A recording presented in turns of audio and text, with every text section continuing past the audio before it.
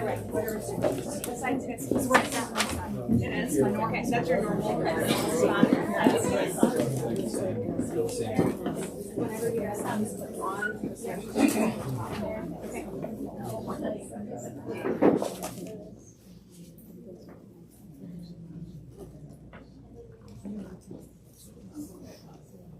Spare you the sound of the rustling. All right. Where's your switch?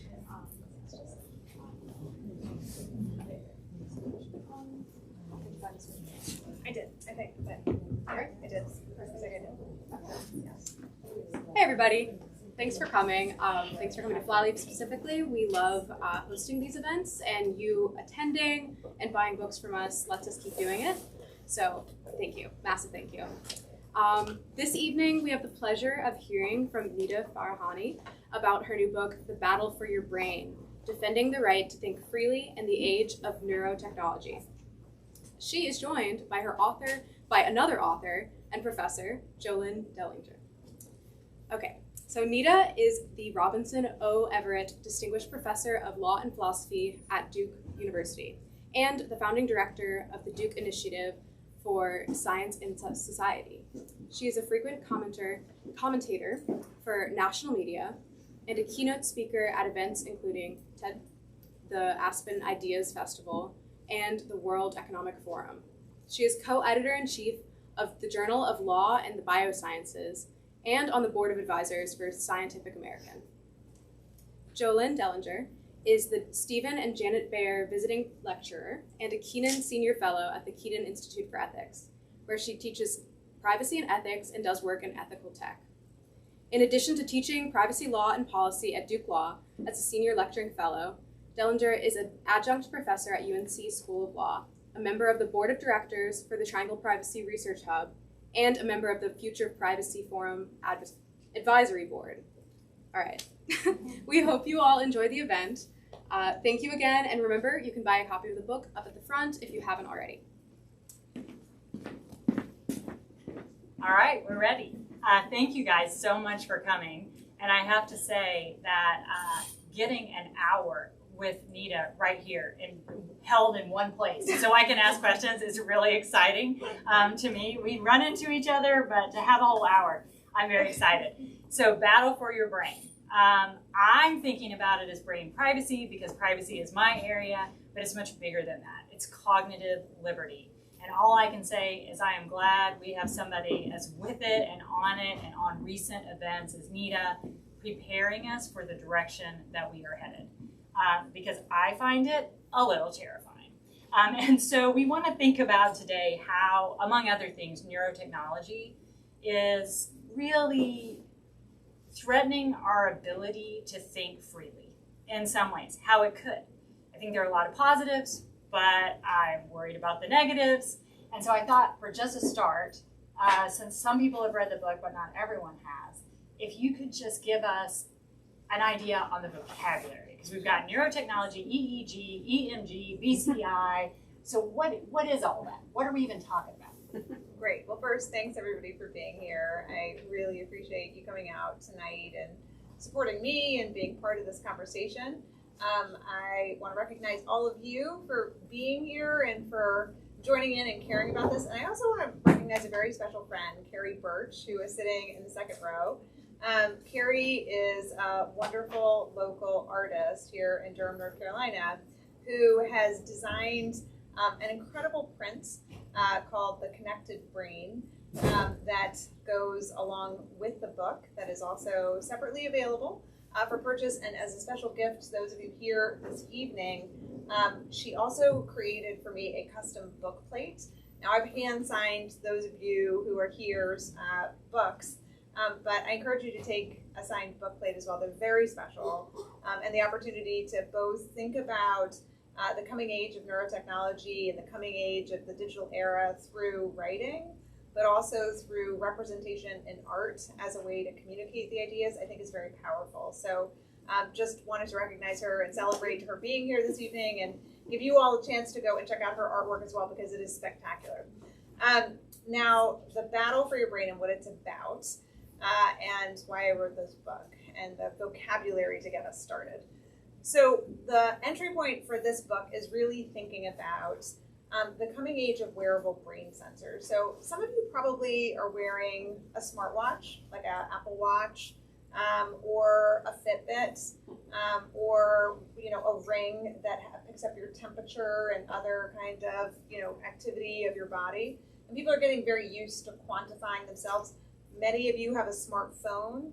You may have closed your circle or not for the day, and the number of steps that you've taken. I never seem to close the circles. I think it's like some unattainable number in my phone. I don't know how to change that. It's very discouraging. But the coming age of brain sensors and brain wearables is the opportunity to now go from what we've been quantifying to date to the use of neural sensors.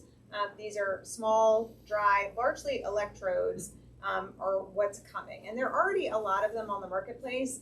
These are headsets that have small sensors that pick up some of the electrical activity from the surface of your scalp, brainwave activity, and measure very basic things given that they're consumer-based technology. They pick up basic brain states like, are you happy or sad? Are you bored or engaged? Are you tired? Are you paying attention, or is your mind wandering?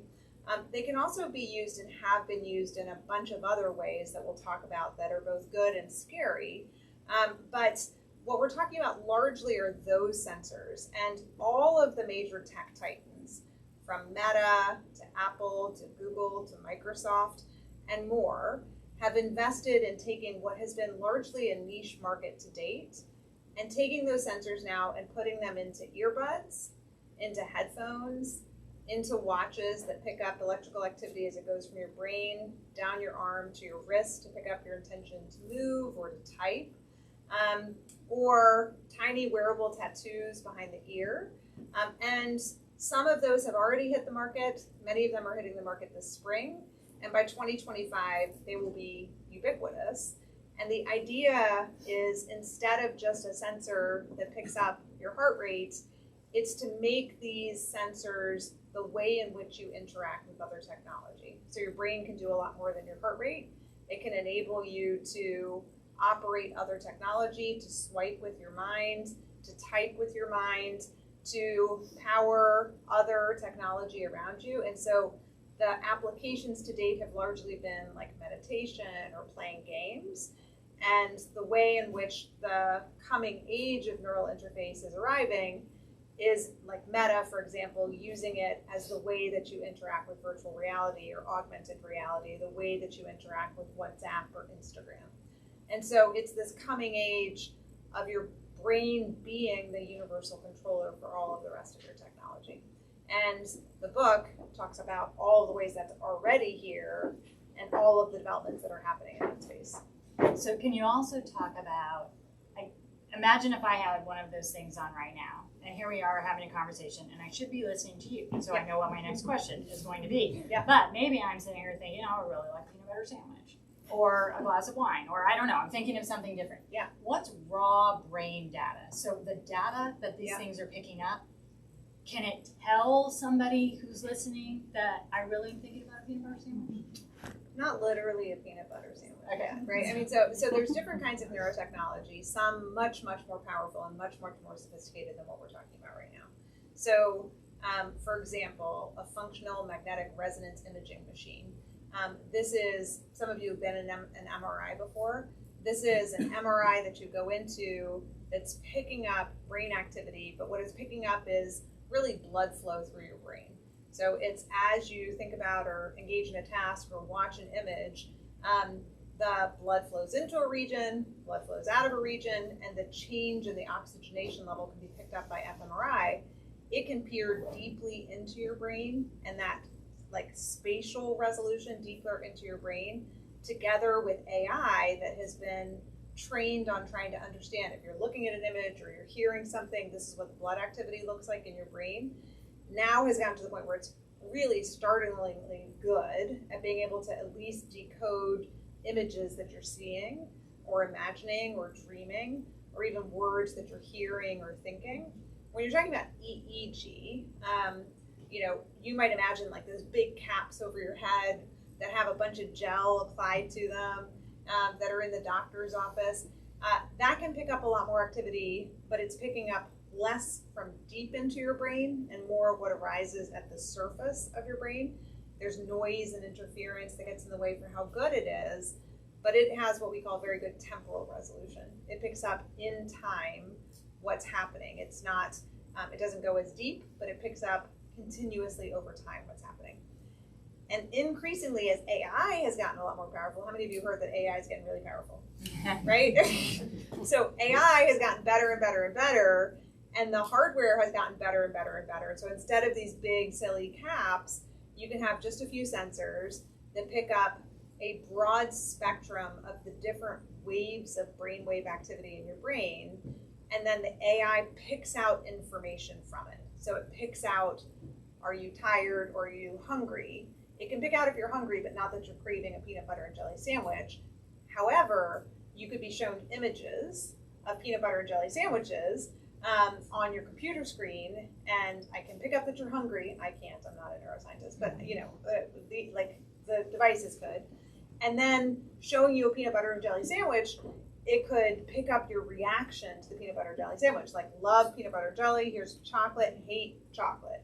And so pick up much better preferences to understand, like, Jolynn is hungry, Jolynn is not paying attention to me, and Jolynn really likes peanut butter and jelly and hates chocolate. And so you can start to learn a lot about a person by sort of probing their brain if you have external stimuli and can pick up their automatic reactions. And I'll say one more thing, which is, I thought, like, for a long time, there were these fun, gimmicky devices about a decade ago.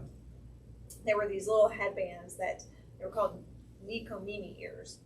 And the Nikomimi ears had little cat ears on top of them, okay? And as you were paying attention, the cat ears would go up, and then as your mind would start to wander, the ears would come down. And I've often thought, like, if I'm giving a talk or I'm teaching a class, I should just hand that out at the beginning. And then, have like a, little squirt gun. And if I see the ears going down, just like squirt gun. And we joke about that, but there are actually classrooms in China where they're not ears, but they're requiring that they wear these headbands that track their brain activity during the day. So, yeah. Well, I want to come back to that, because that's on my list. Yeah. But just to clarify, so we've got hardware, we've got software, and we've got AI. Yeah. And so to an extent, you're talking about decoding data or translating data. Yeah. So it's inferences, right? It's still not directly reading your mind. I don't know if you ever saw the Mel Gibson movie a really long time ago, What Women Want. Mm-hmm. Yeah, that was a good movie. It's an oldie but a goodie, but it was like literally he could hear what other people were thinking. So these don't do that. But what they pick up is, biometric data. They're picking up, like, if you think or have any experience, neurons are firing in your brain. As you have any particular brain state, hundreds of thousands of neurons are firing in your brain. They give off tiny electrical discharge. They happen in patterns at different waves, what we call brain waves. And those patterns have now, through pattern classification, machine learning algorithms, been trained over and over and over again to say, this is what it looks like when a person is hungry. This is what it looks like when a person is looking at an image. This is what it looks like when a person is looking at the letter A or B or C. And everybody's brain activity is a little bit different. And so there is, like, when you put on one of the devices, there's some acculturation, accustomation, calibration to your brain that happens to be able to decode what, Jolynn hungry looks like versus what Nita hungry looks like. Okay. So I would rather spend more of our time talking about the risks and the need for reaction, but I do think it's worth noting at the outset, I tend to think that we have a little too much attention to innovation and shiny new technology in the United States, sometimes to the detriment of protection and regulation.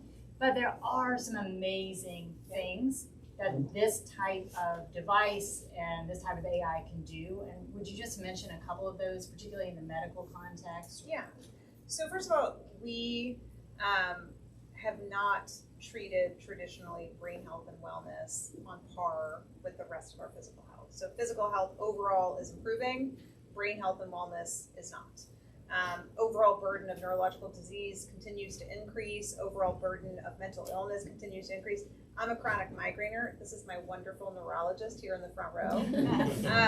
He has been my partner through so many things in life. I don't refer to him by name specifically, but I do refer to experiences with him throughout the book because, part of my journey into neurotechnology and neuroscience has been through my own experience of experimenting with everything, every device, every drug, everything imaginable to change my own brain, to try to improve my brain health and well-being, to be able to do things like write books and show up and be present and continue to function despite the chronic pain that I suffer and despite the interruptions that migraines introduce into my life. And the opportunity, right? I mean, most of you know how many steps you've taken today. Well, many of you do. I don't. I haven't taken enough is, I think, the short answer.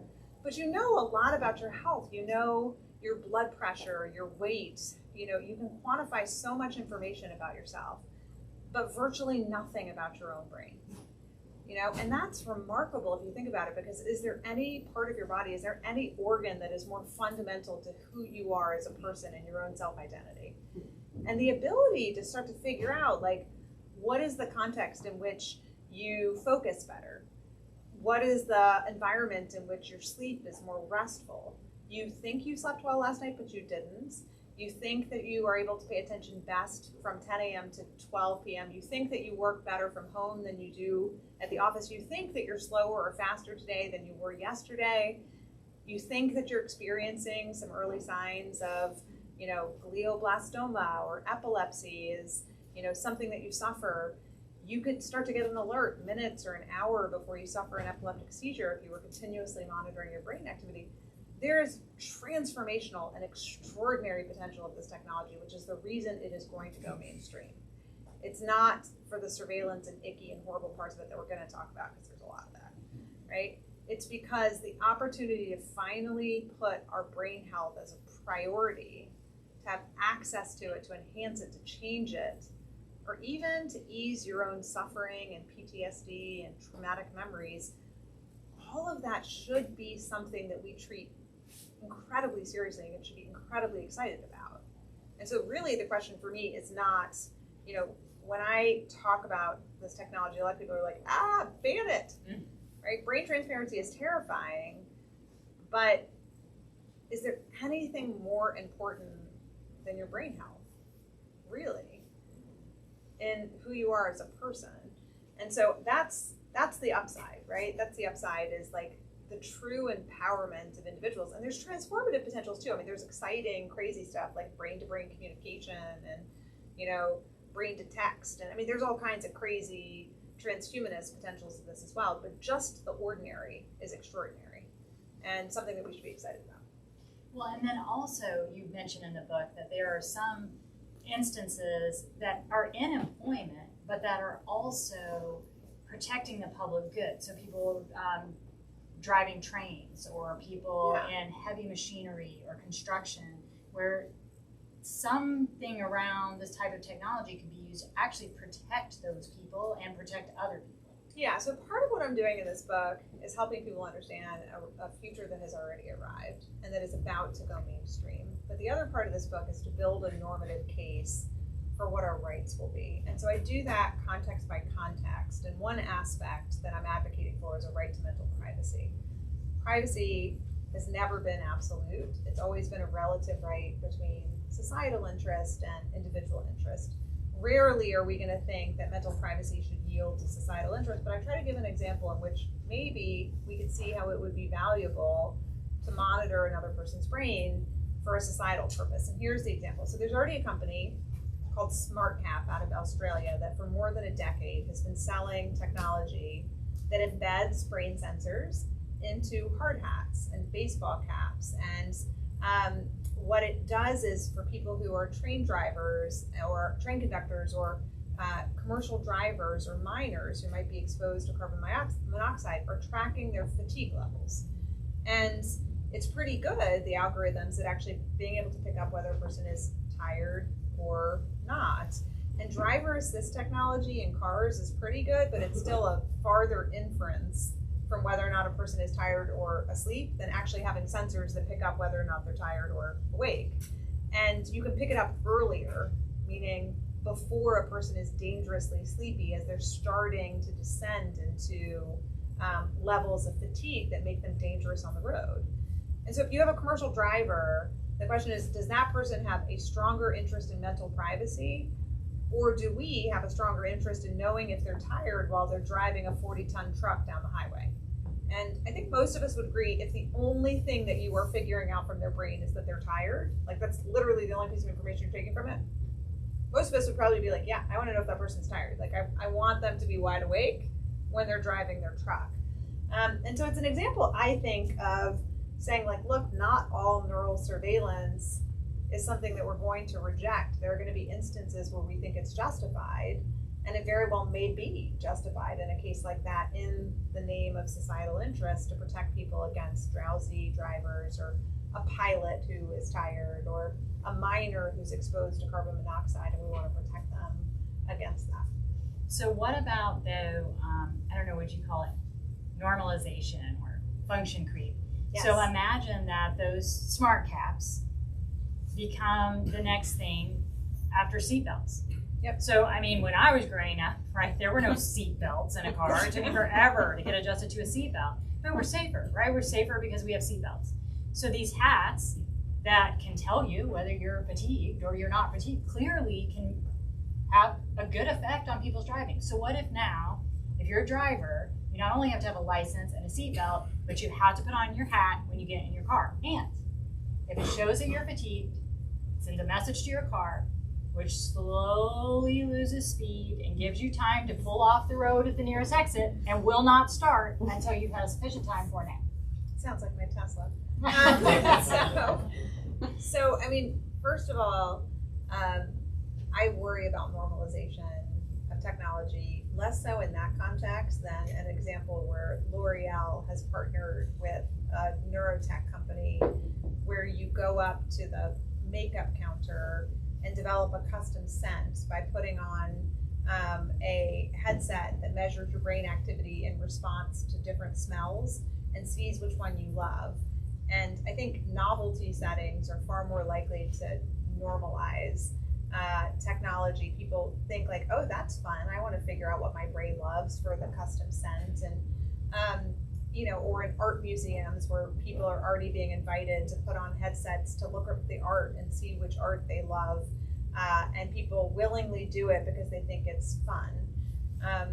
I worry about creep. I worry about mission creep, and I worry about normalization of neural surveillance, which is why I've written this book now and said, like, look, this is coming, and we can change the terms of service so that instead of, you know, mission creep, and instead of it being mandated, instead of it becoming an Orwellian dystopian nightmare, we change the way we do it this time, and we get out ahead of it.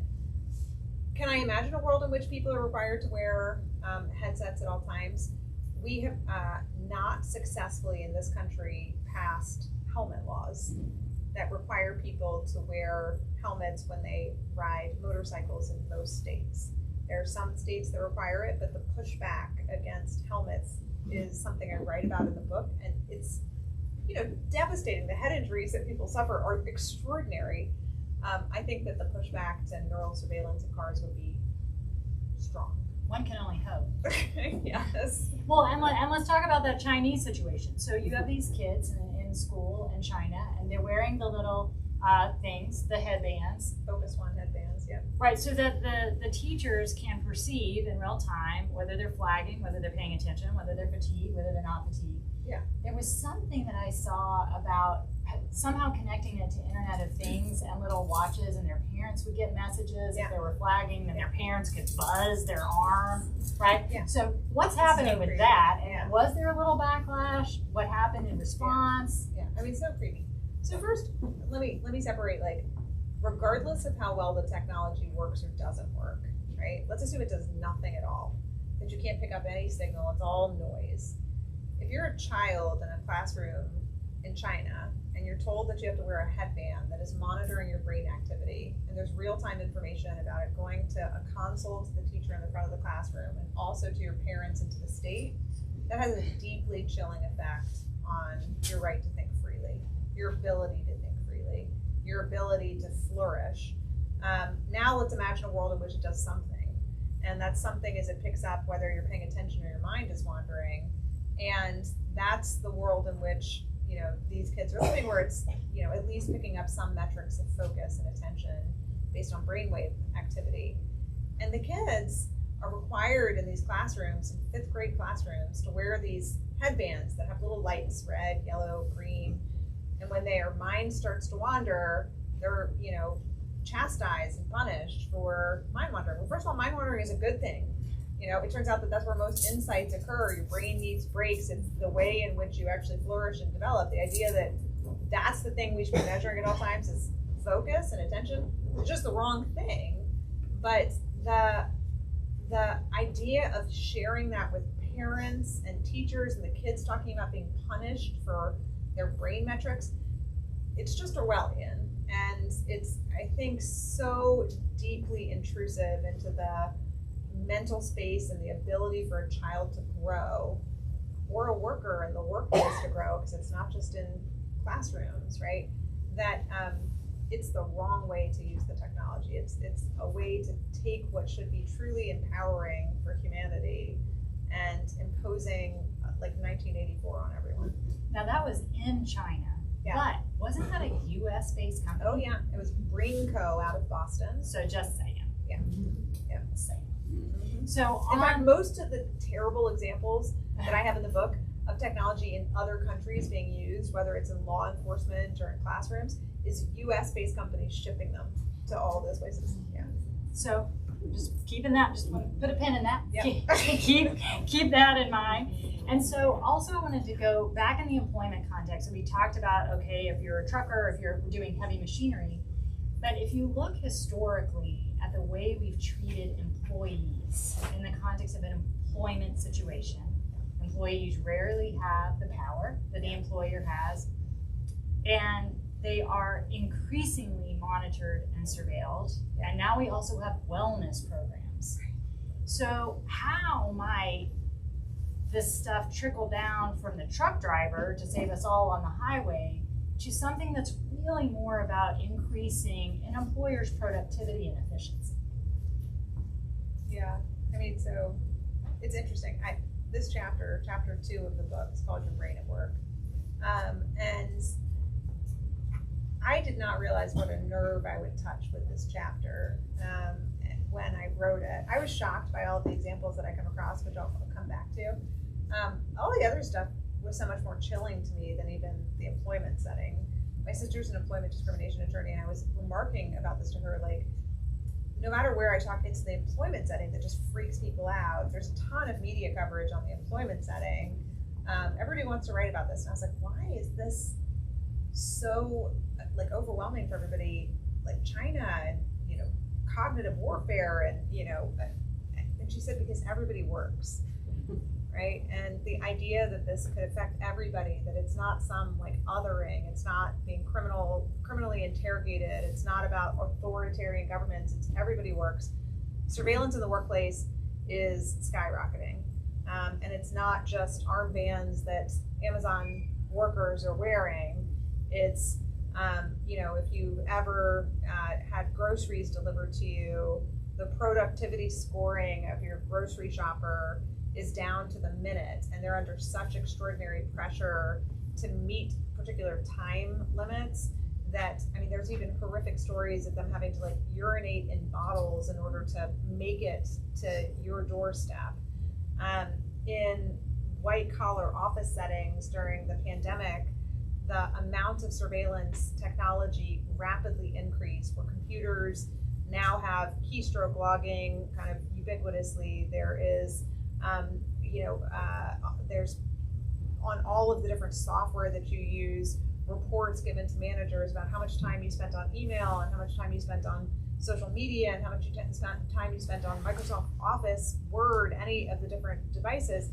And even employers who were turning on webcams at home for employees and monitoring what they were doing in their workspace. So in that context, you layer on top of it monitoring people's brains and what that does. And that's where we are, which is there are all these companies who are selling these devices, earbuds that are multifunctional devices that allow people to take their conference calls and take there, listen to music, and then they have their brain activity monitored at the same time for whether they're paying attention or their mind is wandering, and if they're bored or engaged. And I presented about one of these companies at the World Economic Forum in Davos, and the CEO of a major global corporation comes up to me afterwards, and he's like, "We are your perfect use case. We're using this technology on thousands of our employees, and we're about to sell it worldwide as part of the skilling package because it's been so useful for us to monitor our employees' brain activity and make managerial level decisions about whether or not they're more productive when they're working at home or working in the office, when their brain metrics are kind of the most engaged, when they are, experiencing more boredom." And I was like, oh, it's like if I can imagine it, it's happening, right? And the wellness programs, well-intentioned might be one of the creepiest, I think, because this is like employers recognizing that stress levels are skyrocketing in the workplace. And so they've introduced all these wellness programs, like take a number of steps, go for walks, do this, do that. And they've introduced, meditation-based practices in the workplace, which can be really good for people, and stress breaks.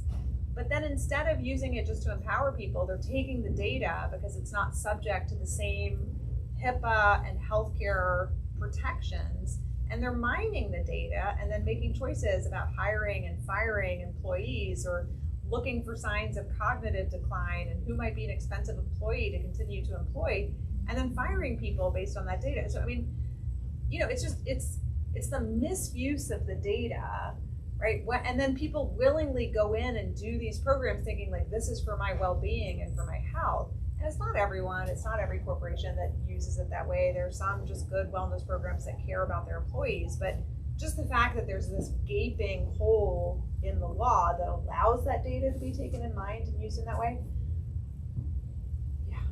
Well, you may feel that this is just one gaping hole after another, but on to the next gaping hole. And this is the one that I wanted to talk about with respect to know thyself. Yeah.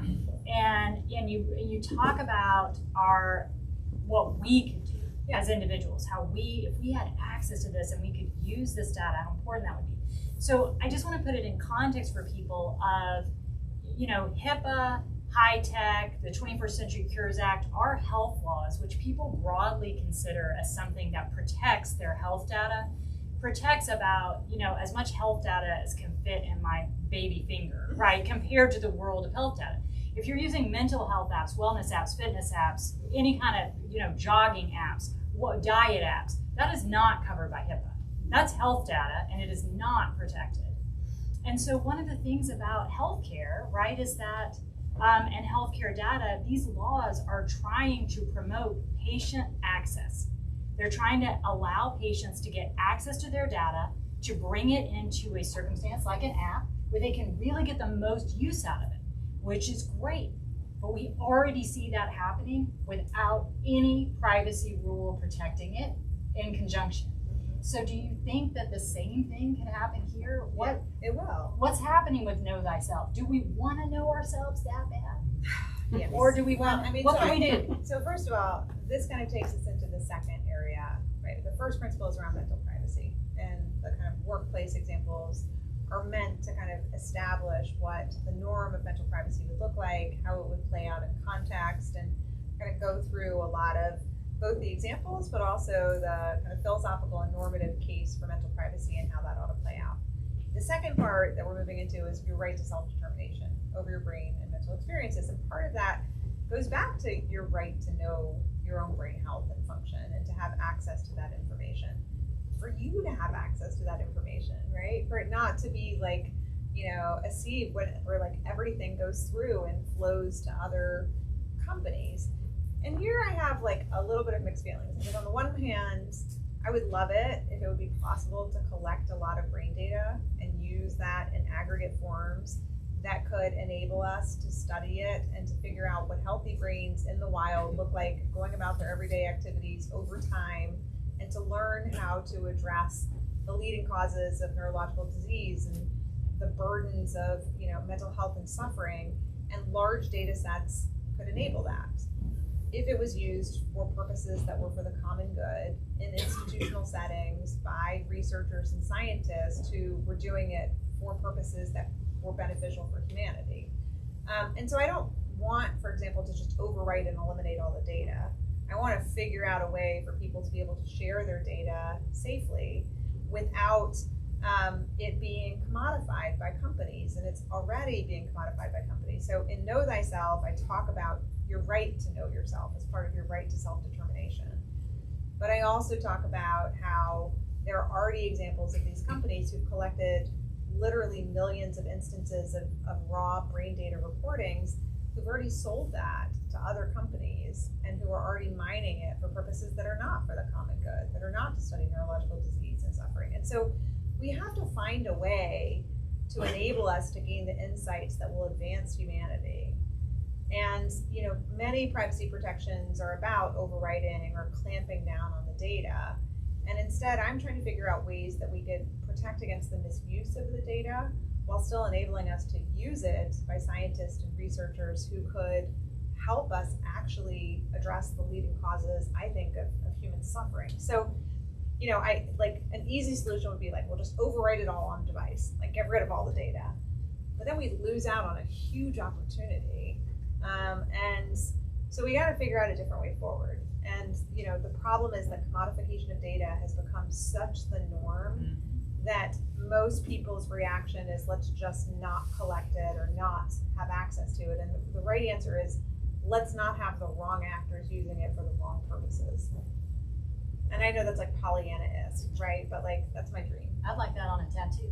Yeah. I mean, that would be a nice development. Yeah. But looking at corporate misuse of data, I think it is pretty pervasive. It's beyond pervasive, right? It is the norm. And so there's so many topics of your book that I wish we could discuss, but so I hope I'm not jumping around too much, but another one of interest to me was neuromarketing, going back to corporate misuse. Yeah. And I don't know if we have any Mad Men fans in here. We'll watch the Mad Men show. But how different is what you see as possibilities enabled by neuromarketing than what was happening in Mad Men? What's the difference between persuasion on the one hand and manipulation on the other? Yeah. So the second half of the book looks at hacking the brain, right? The first half is about tracking the brain, which is all the ways we can decode the brain. But it turns out there's a lot of ways that we can change the brain too. And that could be speeding it up through enhancement. It could be slowing it down through diminishment.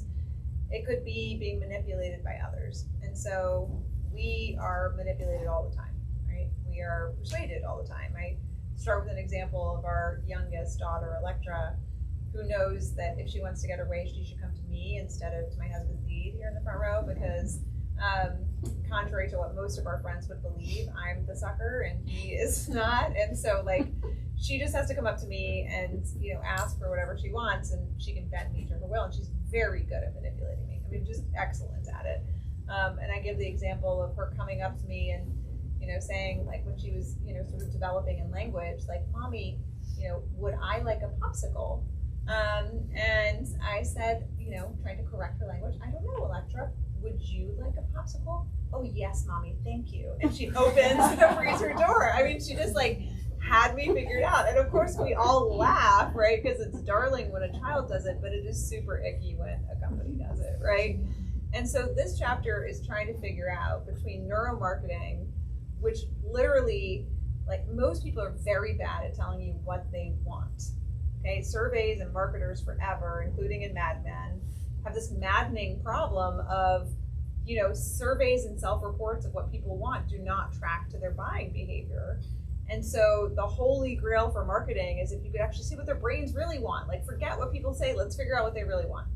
And so, through volunteers, they put these neural sensors, whether it's through fMRI or other, devices, and they measure their brain-based reaction to different things. And they discover some things that people have known for a very long time. Like, they put a bunch of people into an fMRI machine.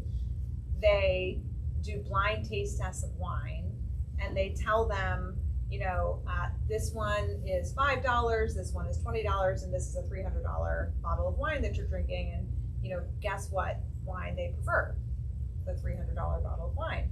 But it turns out that it's not the sensory activation in the brain that's different. The sensory activation in the brain is the same in all three. It's the subjective experience of pleasure that is different. Like, you subjectively enjoy more wine that you think costs more, even though it tastes exactly the same to you.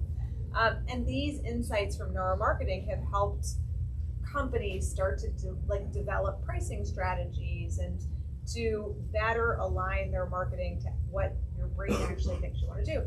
And this chapter tries to figure out, where do we draw the line between that, like better insights about the human brain, to embedding features and technology that try to hijack processes in our brain, like buttons and autoplay features that play to our cognitive biases and heuristics, or clickbait, which like your brain is designed to pick out novel stimulus, right? That's what keeps you on alert to a tiger attacking you, right? And so a clickbait headline, it's like, there's the tiger, right? And forget all the other stuff. And is that wrong to tap into your brain? What if it's to bring you back to a platform over and over and over again when you should be doing other things, or ways that unhealthily addict you to technologies, which is what many of the technologies do? And the ickiest example I use, I think, is dream incubation, which is this new marketing technique, which you have a kind of suggestible period when you just wake up, and that's based on where blood flow is in your brain. And marketers are trying to figure out if they can pinpoint the moment that you're the most suggestible, and then play like soundscapes or other information for you during that time that would make you have positive associations with their products, to like incubate your memories. I think that's icky if it's not without your consent. And so this chapter is trying to help us think through that, which is, we need to draw the lines differently than we have been around what's permissible ways to hack our brain and impermissible ways to do so. Well, so you talk about the mental privacy, you talk about self-determination, and you've mentioned that both of those are relative rights that often balanced against other things. We're considering public good. But freedom of thought you portray as an absolute right. Mm-hmm. Why is that? Like, what's the difference? And I think you said that it should never be violated in the name of common good. So mental privacy, self-determination, and then freedom of thought is a right that's already recognized under international human rights law, and it has always been recognized as an absolute right. And what that means is it's not the truck driver who, we think it's okay in societal interest to monitor their brains. There's some things that you can't interfere with, and freedom of thought is one of them.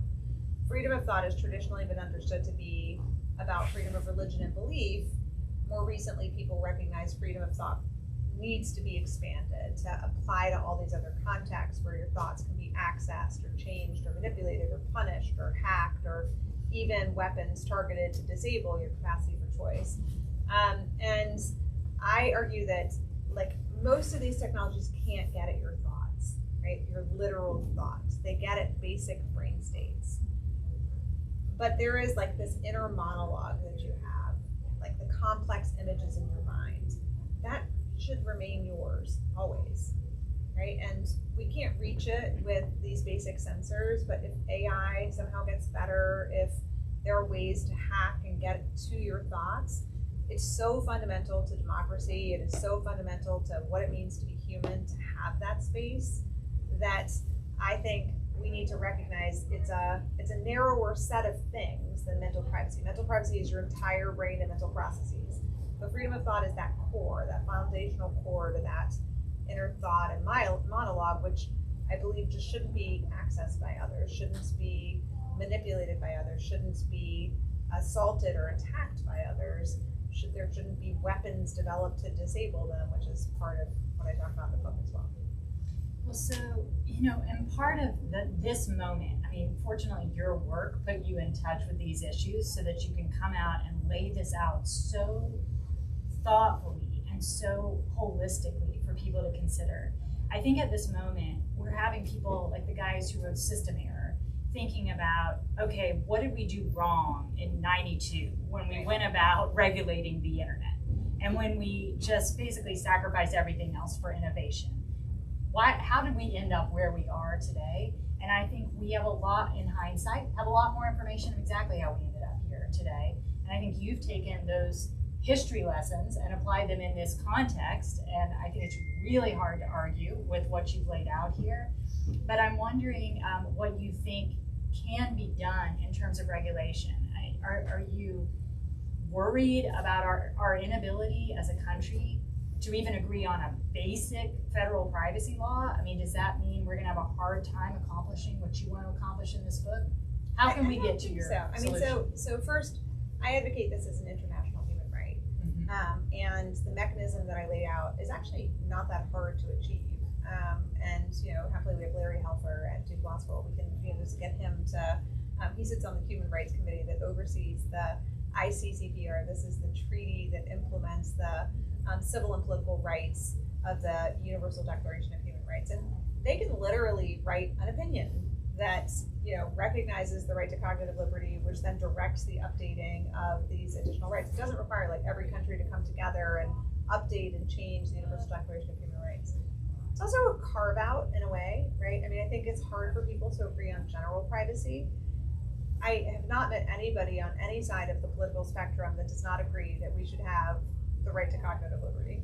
I like the reviews of my book that are already out include very staunch conservative, people who would otherwise be opposed to a lot of the privacy legislation who are like, yeah, we need that, right? We need cognitive liberty. I think everybody can relate and understand how important it is to have a space of mental privacy and freedom of thought and self-determination. So I'm optimistic that it's a unique context. But I'll say this, which is cognitive liberty is an update to liberty in the digital age, right? It's not just about neurotechnology. It's about the set of rights that we need now to navigate AI and neuromarketing and addictive technologies and the kind of full spectrum across the board. So in some ways this is the moment before, but it's the moment before the last fortress falls, right? Many of the other kind of pillars have already fallen with respect to our mental privacy and freedom of thought, but it's a moment before it is direct, right? And it's a moment that if we get out ahead of, we can realize this is truly, I think, the most empowering and transformative technology that could enable us to reclaim our brain health and wellness. Or we can just, go to 1984. Yeah, straight, direct. Yeah. The express train. So we have such a diverse audience here tonight. Now 2 neurologists. I've checked off 2 neurologists, people from state government, students, professors, and I would love for you all to have an opportunity to ask questions. Yeah. First of all, thank you very much. Very, very helpful. A lot of the stuff that you've been discussing, things that are beneficial to people and for public good, it seems like a lot of the things where they begin to cause trouble is connectivity, like a truck driver can be monitored for safety to others also, but if that data also goes who knows where, to a government, for example. But the thing that I'm wondering, it seems like the overriding issue here, I hope that didn't sound too presumptuous, is the PRISM project from 2003 era that has never really been addressed, where warrantless searches, where the monitoring of every piece of data that crosses across the internet can be monitored freely, for example, by the NSA. And that has never been really addressed. And it pertains, it seems like this cloud that is resting over the things that you're talking about, protecting privacy, for example. And the harm that project alone has done, which is still active after 20 years now, and our inability to address it, in other words, care about it, is what I find disturbing.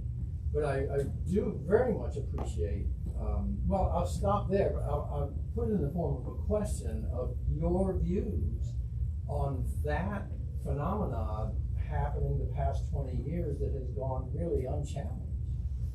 Yeah, I mean, I very much think that this book is in the context of all of the surveillance that's occurring in society. And whether that's in the United States or in other countries, in the workplace, by NSA, right?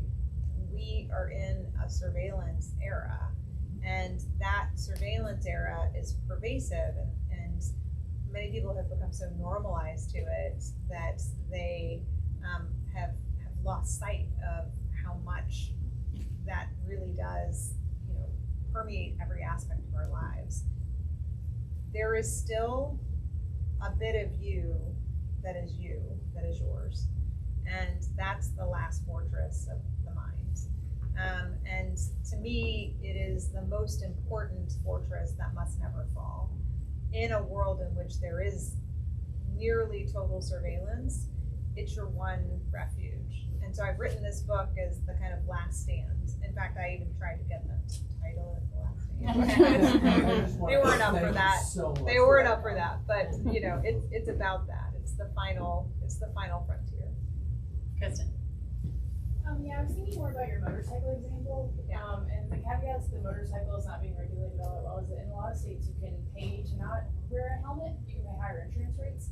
So I'm curious what your thoughts are about the fact that cognitive liberty could be something that becomes only available to people who can afford it.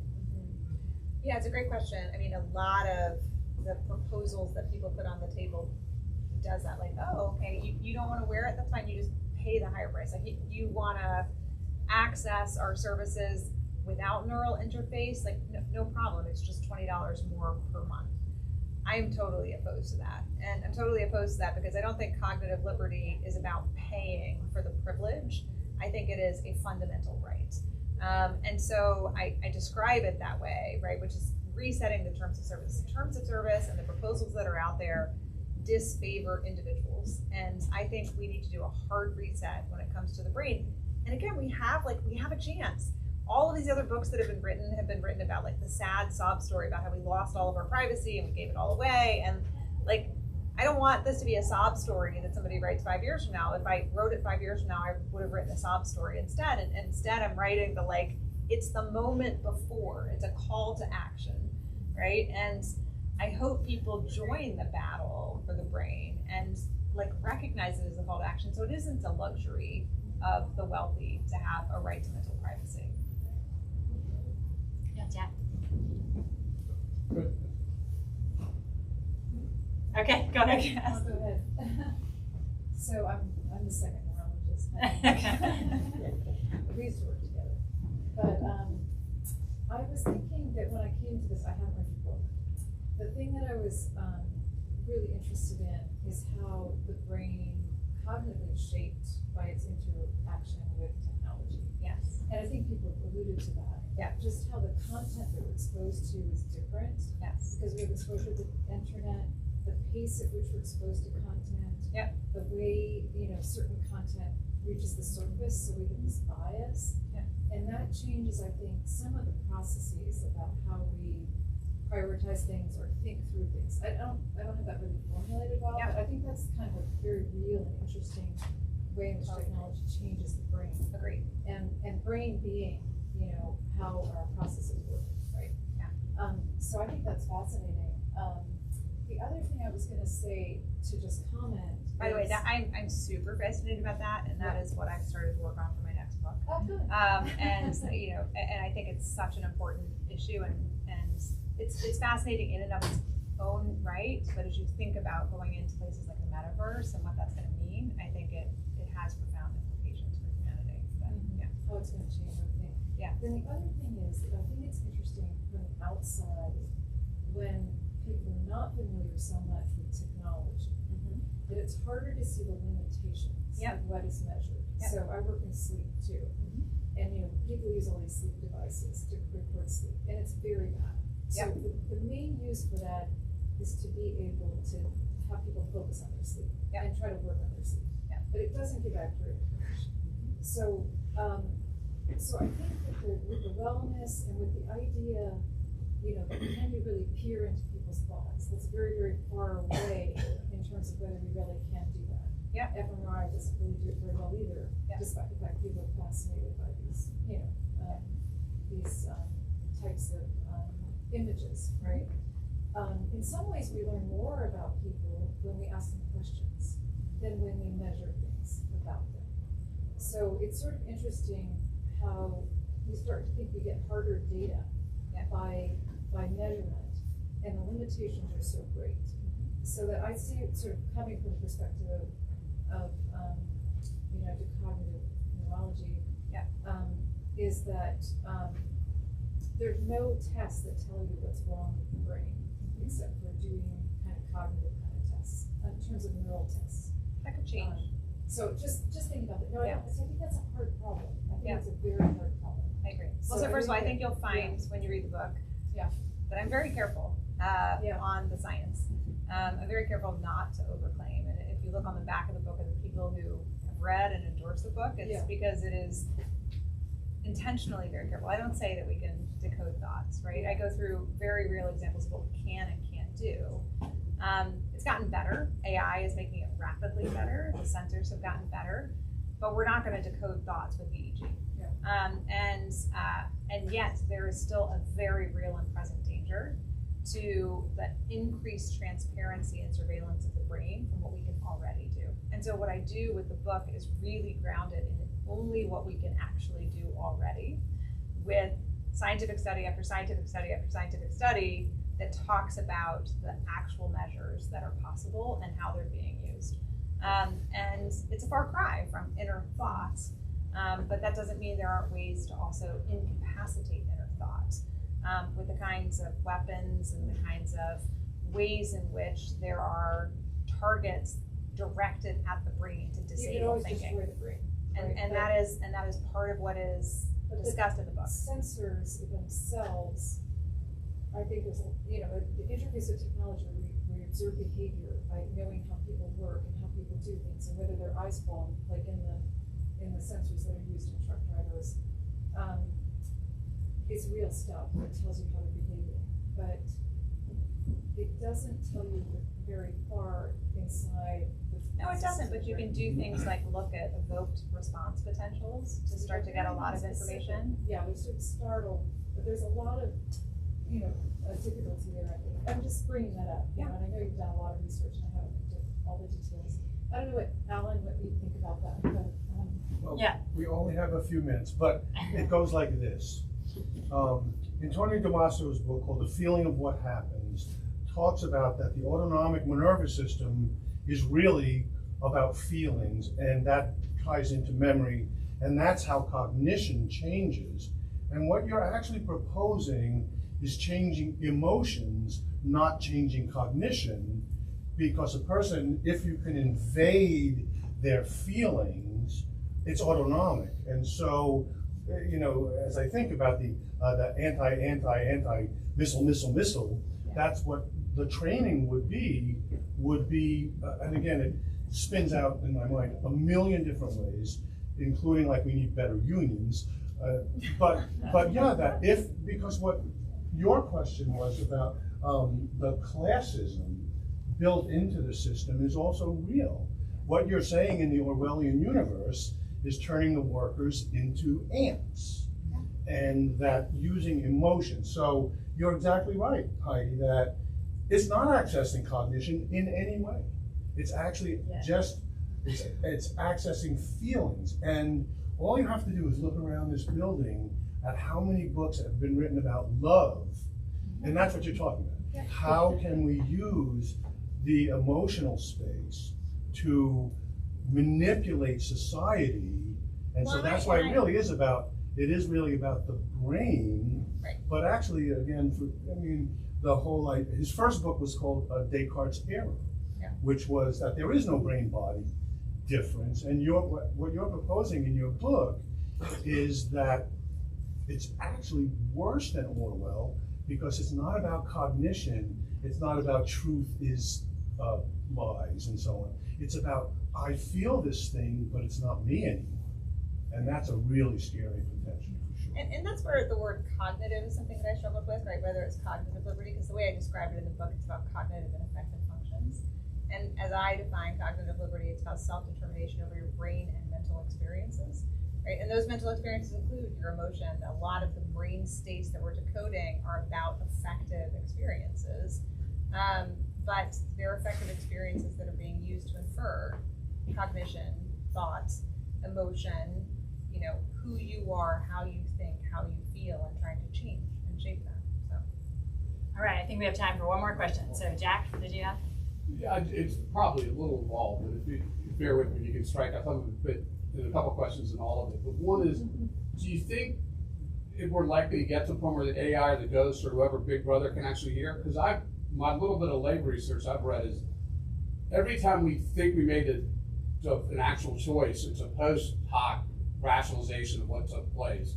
So if we don't even know before we're going to do something, can the Big Brother in the sky possibly know? yeah. If he can, it seems to me it's a real easy leap to say, well, the truck driver's got to wear it because we don't want to be asleep. But if we catch one school shooter, it's worth it. So we all got to wear this damn thing. Well, I mean, so I get and then finally, I'm sorry, and the call to action. What is the call? Like, what do we do? So what's the call to action? Yeah. Other than put this away, what do we do? Yeah. What do we do? No, it's a great question. So first of all, I get into some of the kind of predictive, like what if you could catch the school shooter and go through some of that in the book. I also, the idea of like, do we actually have any free will is something I talk about in the kind of my conception of what you do have freedom over. There are some things you don't. There are some things that are baked into who you are, your preferences and desires. There's so much that shapes who you are that is not about conscious decision making, but you still have what I think is freedom of action, kind of choice freedom. And that choice freedom, when it's overridden and interfered with by companies or by other actors, becomes a problematic line crossing for manipulation.